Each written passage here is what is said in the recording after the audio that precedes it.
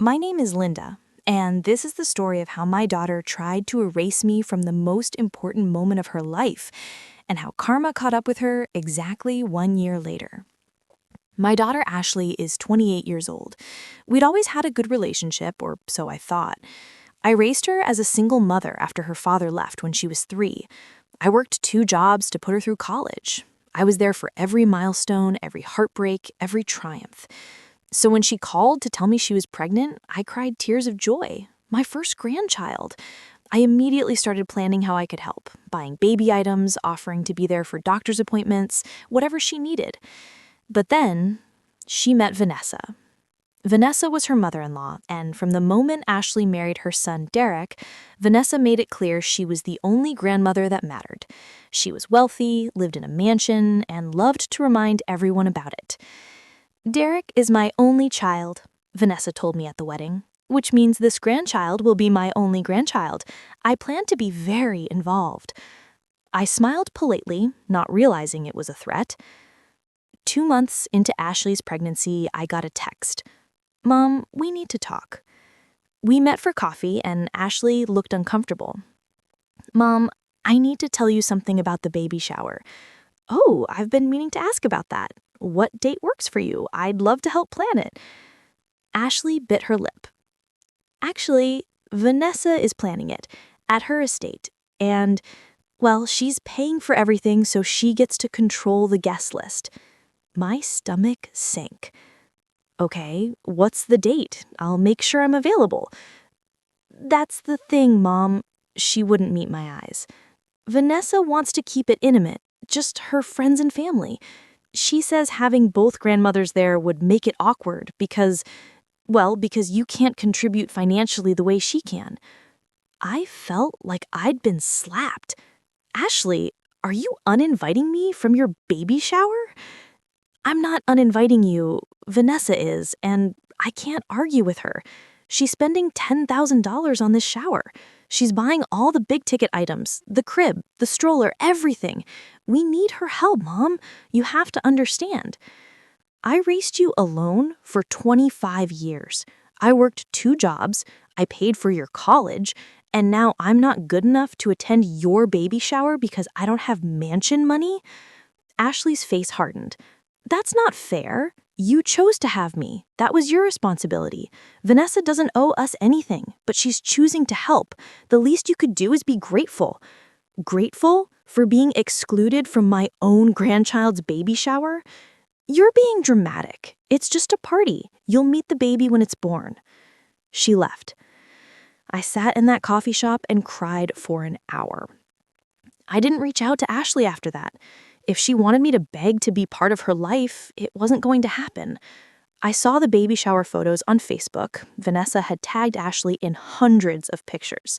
It was lavish, beautiful, and I wasn't in a single photo. Ashley gave birth to a beautiful baby girl named Emma. I sent a gift card and a card saying congratulations. Ashley sent a brief thank you text. I didn't push to visit. I waited for an invitation. That never came. Through Facebook, I watched Emma grow. First smiles, first foods, first steps. Vanessa was in every photo. I was in none. Ashley never called, never invited me over, never sent photos directly to me. I was a stranger to my own grandchild. It hurt more than anything I'd ever experienced. But I had my dignity.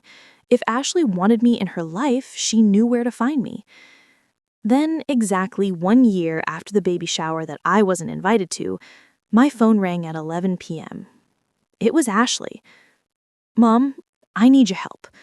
Her voice was panicked. I hadn't heard from her in months. "What's wrong?" Despite everything, she was still my daughter. "It's Emma. She has a fever and we need to take her to the emergency room. But Derek has a work emergency and I can't take her alone, and Vanessa..." She started crying. "Vanessa said she can't help because she has a charity gala tomorrow and she needs her sleep. Please, Mom, I need you." 20 minutes later, I was at her apartment. Emma was crying, Ashley was a mess, and I took charge. We went to the ER, and it turned out Emma had an ear infection. Painful, but treatable. We got home at 4 a.m. I stayed to help Ashley settle Emma down with her medication. Once Emma was asleep, Ashley collapsed on the couch. "Thank you, Mom. I don't know what I would have done without you." I didn't respond. I was exhausted and emotionally drained. "I know you're mad at me," Ashley said quietly. "I've been a terrible daughter." "Yes, you have." She flinched. Vanessa was offering us so much, the money, the connections, everything. And you didn't have anything to offer." "I had myself to offer. I had love and support and 25 years of proof that I'd always be there for you. But that wasn't good enough." "I'm sorry," Ashley whispered. "I'm so sorry. One night of needing me doesn't erase a year of choosing her." I left. Over the next week, Ashley called me every day. At first, I didn't answer. Then, after the 5th call, I picked up. "Mom, please, I need help. Vanessa said she'd babysit Emma while I go back to work, but now she's saying she's too busy. She suggested I hire a nanny, but nannies cost $800 a week and we can't afford that. Can you please babysit just a few days a week?" I almost laughed. Let me get this straight. You weren't good enough to attend your baby shower? I wasn't good enough to meet my granddaughter for her first year of life, but now I'm good enough to provide free childcare? "Mom, please don't be like this." "Be like what? Hurt? Insulted? You chose Vanessa because she had money. Now live with that choice." "She's not returning my calls anymore," Ashley said desperately. "Ever since the baby was born, she's been pulling away. She says she's too busy to help, but you're my mom. You're supposed to help me." "No, Ashley, I'm supposed to be your mother, which means I'm supposed to be loved, respected, and valued. You made it clear I was none of those things. Why would I sign up to be your free nanny when you wouldn't even let me attend a party?" "Because you love me," Ashley was crying now. "Because you love Emma. Because that's what grandmothers do." "Vanessa is a grandmother too. Ask her." "She said no. She said she's not a babysitter." "Then hire the nanny." "We can't afford it. Mom, please, I'm begging you." I took a deep breath. "Ashley, when you uninvited me from your baby shower, you made a choice. You chose money over relationship. You chose Vanessa over me, and that was your right. But now you're facing the consequences of that choice. So you're just going to abandon your granddaughter?"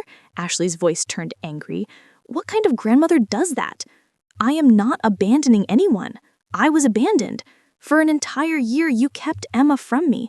I don't even know my own granddaughter. And now you want me to step in and play grandma because it's convenient for you?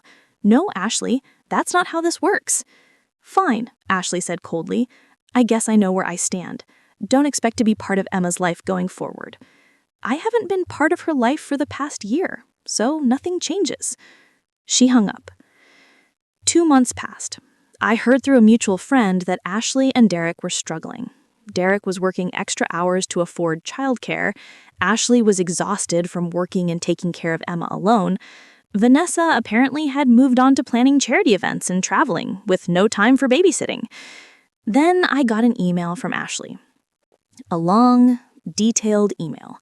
She wrote about how wrong she had been, how she had let Vanessa manipulate her into thinking that financial contribution was more important than emotional support, how Vanessa had basically disappeared once Emma was born because babies are boring and she was only interested in the shower and the photo opportunities. She wrote about how she had taken me for granted her whole life, how I had always been there and she had assumed I always would be, so she chose the flashier, wealthier option.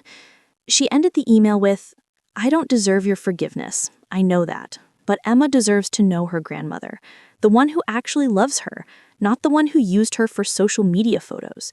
I'm not asking you to babysit. I'm not asking for anything except a chance to make this right. Please, Mom, I love you and I'm so, so sorry." I read that email 10 times. I thought about staying angry, about making her suffer the way she'd made me suffer, about holding this grudge forever. But then I thought about Emma, an innocent baby who deserved to know both her grandmothers, even if one of them had proven to be worthless. I called Ashley. "I'll come visit Emma, not to babysit, not to be used, but to meet my granddaughter properly, and we'll see where it goes from there." Ashley cried with relief. Thank you, Mom. Thank you so much. That weekend, I went to her apartment. Ashley handed me Emma, and for the first time, I held my granddaughter while she was awake and aware. Emma looked at me with curious eyes, and I fell completely in love. Over the next few months, I visited regularly. Ashley never asked me to babysit. She never asked for money. She just let me be grandma. Eventually, I offered to watch Emma one afternoon a week. Not because Ashley demanded it, but because I wanted to. Ashley and I slowly rebuilt our relationship. It wasn't the same. Trust, once broken, takes years to fully repair. But it was something. As for Vanessa, she shows up for birthdays and holidays, takes photos for Instagram, and then disappears. Emma barely knows her. Meanwhile, I'm the one Emma runs to, the one she asks for, the one she loves. Ashley told me recently, I spent so much time